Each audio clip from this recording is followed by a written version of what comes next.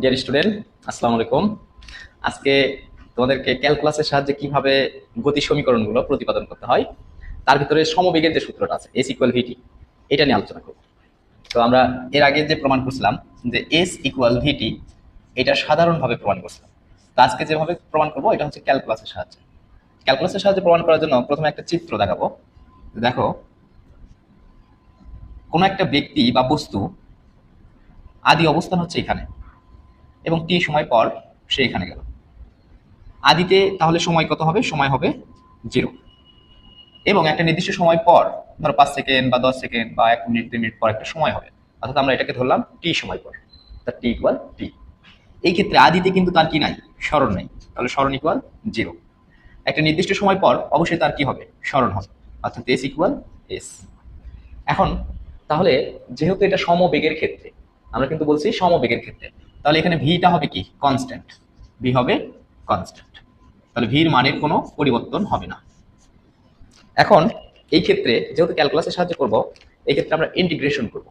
Integration করার জন্য এই পথ জুড়ে যাওয়ার সময় ক্ষুদ্র একটা অংশ নিয়ে কাজ করব। সাপোজ ধরো এইটুকু ক্ষুদ্র একটা অংশ আমরা ধরে নিলাম ডিএস পরিমাণ। তাহলে ডিএস পরিমাণ সরণের জন্য সময় লাগছে ডিটি পরিমাণ। এখন তোমরা জানো যে বেগ ইকুয়াল আসলে কি? বেগ ইকুয়াল এস ডিভাইডেড টি। তা আমরা ভি ইকুয়াল জানি যে এস ডিভাইডেড টি, কিন্তু এটা যেহেতু ক্ষুদ্র অংশের জন্য করব, তাহলে এটাকে লিখবো ডিএস ডিভাইডেড ডিটি। আশা করছি সবাই এটুকু বুঝছো। তো এখন এটাকে আমরা কিছুই না, জাস্ট আড়াআড়ি গুণ করব। দেখো, এটা এই পাশে যদি গুণ করি তাহলে হবে যে ডিএস ভিডিটি। এইবার আমরা ইন্টিগ্রেশন করব।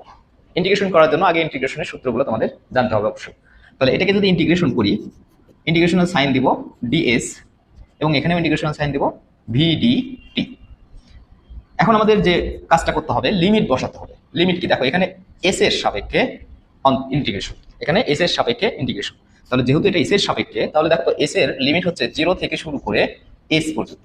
0 থেকে শুরু করে এস পর্যন্ত। তাহলে এখানে দিব 0, এখানে দিব এস।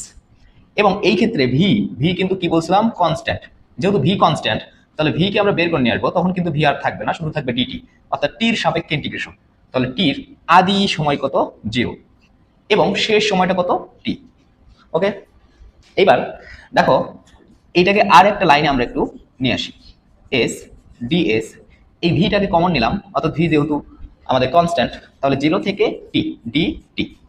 লাস্ট যে লাইনটা হবে ইন্টিগ্রেশন করতে হবে। তাহলে ইন্টিগ্রেশন যদি করি, এটাকে ইন্টিগ্রেশন করলে হবে এস, অর্থাৎ এস 0 থেকে এস, এবং এটাকে ইন্টিগ্রেশন করলে হবে ভি টি, বা 0 থেকে এস ডিএস এবং ভি 0 থেকে টি ডিটি। এইবার যদি আমরা এটাকে ইন্টিগ্রেশন করি, দেখো এই এস কে ডিএস কে ইন্টিগ্রেশন করলে পাবো এস, তাহলে এস 0 থেকে এস, এবং ভিটা থাকলো, এটাকে ইন্টিগ্রেশন করলে পাবো টি, তাহলে 0 থেকে টি। এবার আপার লিমিট যদি আগে বসাই এস এর জায়গায়, তাহলে S minus lower limit equal V আপার লিমিট টি মাইনাস লোয়ার লিমিট 0, অতএব এস ইকুয়াল ভিটি। তো আমরা আমাদের কাঙ্ক্ষিত সূত্রটা পেয়ে গেছি। তাহলে ক্যালকুলাসের সাহায্যে কিভাবে সমবেগের সূত্রটা প্রতিপাদন করা হয় এটা আমরা জানলাম। ধন্যবাদ। আসসালামু আলাইকুম। আজকে আমি ক্যালকুলাসের সাহায্যে কিভাবে এক গতিসূত্র প্রমাণ করতে হয় সেটা একটা সূত্র দেখাবো। তো আমরা সূত্র জানি ভি সমান ইউ প্লাস এটি। তো এই সূত্রটা ক্যালকুলাসের সাহায্যে কিভাবে প্রমাণ করতে হয় সেটা দেখবো। এই জন্য আসো আমরা একটা চিত্র দেখাই। তো এই চিত্রের এটা হচ্ছে আদি অবস্থান এবং এটা শেষ অবস্থান। বলতো আদিতে, যখন আদিতে থাকবে তখন তো সে সময় অতিক্রম করেই নাই। যদি সময় অতিক্রম না করে তাহলে টির মান হবে 0, এবং একটা নির্দিষ্ট সময় পর যখন আসবে তখন কিন্তু টির একটা মান থাকবে, একটা নির্দিষ্ট সময় থাকবে। তাহলে এখানে টি ইকুয়াল হবে 0, টি ইকুয়াল হবে 0, এবং একটা সময় পর টি ইকুয়াল কিন্তু হবে টি। তাহলে প্রাথমিক অবস্থায় টির মান কত? 0, এবং এই ক্ষেত্রে স্মরণ কিন্তু 0, এবং এই ক্ষেত্রে স্মরণ হবে এস। একটা সময় যদি অতিক্রম করে তাহলে তো অবশ্যই কি থাকবে? স্মরণ থাকবে, সেই ক্ষেত্রে স্মরণ এটা।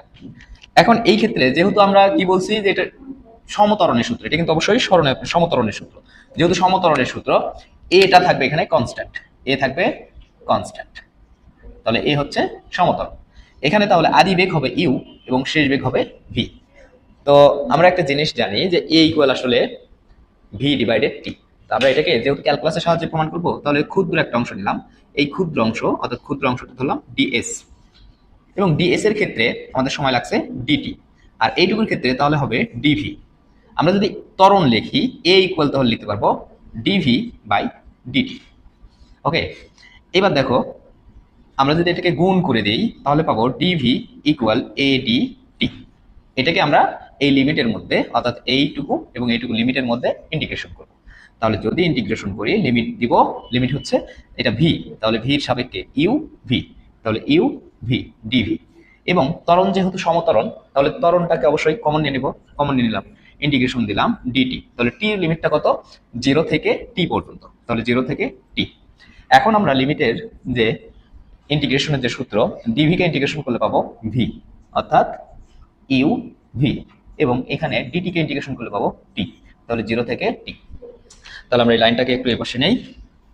এই ক্ষেত্রে যেটা পাবো যে এবার দেখো আপার লিমিট এখানে বসাবো অর্থাৎ ভি সূত্রে মাইনাস, এবার ইউ বসাবো, ইউ ইকুয়াল এ তো থাকলো, এবার আপার লিমিট হচ্ছে টি, টি জায়গায় টি বসাবো, মাইনাস এবার 0 বসাবো, তাহলে হবে 0।